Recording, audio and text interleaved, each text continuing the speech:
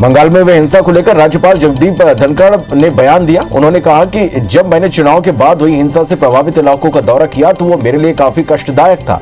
देश ने चुनाव के बाद ऐसे हिंसा कभी नहीं देखी। 11 जून को भाजपा से टीएमसी में लौटे मुकुल राय की विधायकी खतरे में। पश्चिम बंगाल में विपक्ष के नेता और भाजपा विधायक शुभेंदु अधिकारी ने विधानसभा अध्यक्ष विमान बनर्जी को मुकुल की सदस्यता खत्म करने की लेकर अर्जी दी है। अर्जी में दल बदल विरोधी कानून के तहत सदन में मुकुल राय की सदस्यता को अयोग्य घोषित करने की मांग की गई है।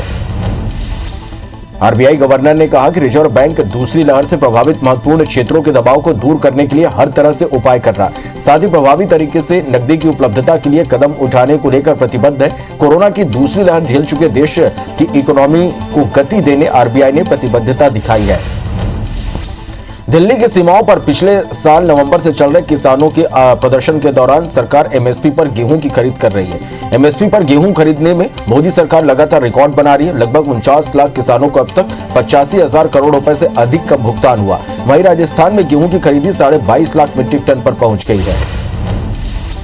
जयपुर में कांग्रेस के बाद अब राजस्थान बीजेपी में घमासान मचा हुआ है। वसुंधरा राजे के समर्थक अचानक फिर सक्रिय हो गए। महामारी में वसुंधरा रसोई के नाम से अलग से राहत अभियान चलाने के बाद अब कार्यकर्ता दबाव बना रहे हैं कि राजे को कमान सौंपी जाए। राजे बीजेपी को राजस्थान में सत्ता में वापस ला सकती हैं।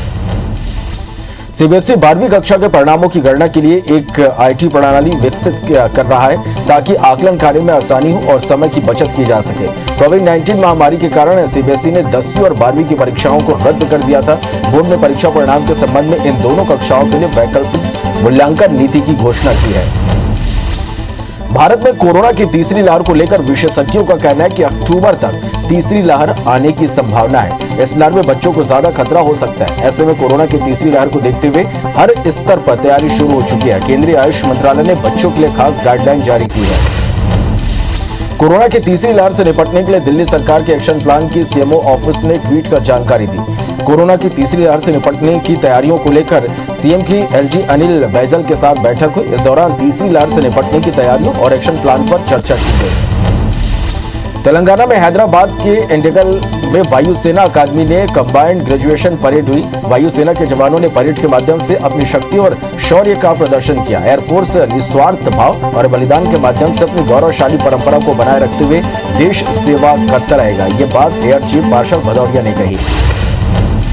नेपाल में बाढ़ का खतरा बढ़ता जा रहा है। नेपाल में बाढ़ से अब तक 16 लोगों की मौत हो चुकी है, वहीं 22 लोग लापता है। रेस्क्यू ऑपरेशन भी जारी है।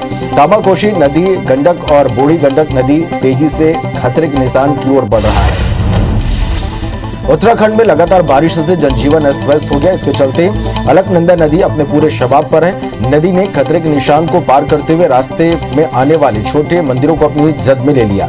उत्तराखंड के पिथौरागढ़, नैनीताल और चंपावत जैसे जिलों में भारी बारिश का अलर्ट है। लगातार हो रही बारिश से नदी नाले भी उफान पर है।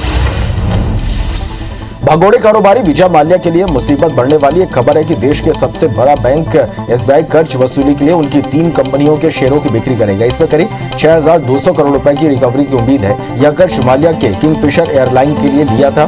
23 जून को एसबीआई नीलामी करने जा रहा है।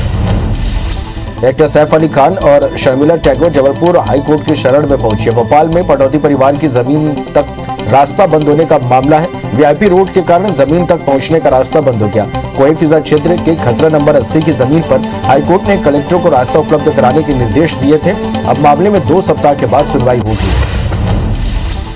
कांग्रेस नेता राहुल गांधी के जन्मदिवस के मौके पर इंदौर में शहर कांग्रेस कमेटी आज के दिन को पर्यावरण दिवस के रूप में मना रही। जगह जगह शहर में पौधारोपण का कार्यक्रम भी आयोजित किया जा रहा है। पूर्व मंत्री सज्जन सिंह वर्मा ने भी न्यू पलासिया बास्केटबॉल ग्राउंड में पौधारोपण किया।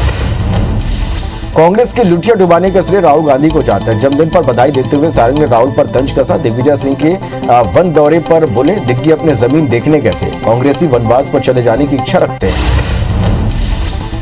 सीएम शिवराज ने महा वैक्सीनेशन अभियान को लेकर प्रदेशवासियों को संबोधित किया। सीएम हाउस से मुख्यमंत्री ने कहा कि 21 जून से एमपी में महा अभियान शुरू होगा। प्रदेश के 7,000 सेंटरों पर टीका लगाया जाएगा। राज्य में वैक्सीनेशन के लिए 800 टीमें बनाई गई हैं। राजधानी रायपुर के नाम एक उपलब्धि जुड़ी है। Centre for science and environment ने नई रिपोर्ट जारी की। सुशासन में छत्तीसगढ़ की राजधानी रायपुर को दूसरा स्थान मिला है। वहीं रहने योग्य राजधानियों में भी टॉप 10 में रायपुर को जगह मिली है। कैपिटल के मद्देनजर राजधानी रायपुर को 8वां स्थान मिला है। ज्योतिरादित्य सिंधिया के पीएम मोदी से शिकायत की गई। उन पर सरकारी जमीन सिंधिया ट्रस्ट के नाम करने का आरोप है। पूर्व assistant solicitor general Vinod Sharma ने शिकायत की है। पीएम को पत्र लिखकर सिंधिया की शिकायत की गई है। महासमुंद जिले में वैक्सीनेशन अभियान में सरायपाली का अर्जुंडा गांव नंबर 1 बन गया।